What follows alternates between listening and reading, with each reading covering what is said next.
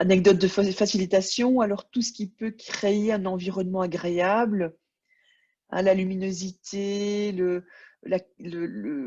propreté, la chaleur, hein, qui fait assez chaud, assez froid, l'odeur, l'oxygène, tout ça sont les visuels,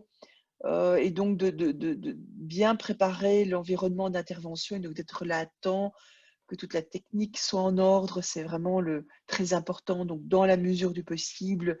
veiller à pouvoir avoir accès à l'espace au moins une demi-heure avant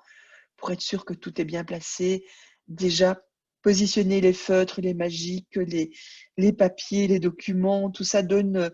l'idée, voilà, c'est quelqu'un qui sait ce qu'il fait et en plus c'est agréable parce que je suis bien accueillie.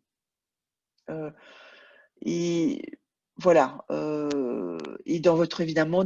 à vous aussi d'être concentré, donc euh, d'avoir dégagé votre esprit, d'être focalisé sur votre tâche, donc de ne pas être préoccupé par vos mails, par vos tâches du quotidien, les autres choses, mais d'être vraiment absolument présente, présent, prêt pour les autres et de les accueillir chaleureusement chacun, hein, si possible de connaître leur prénom, de les reconnaître, enfin voilà, donc de tout faire pour que le premier contact se passe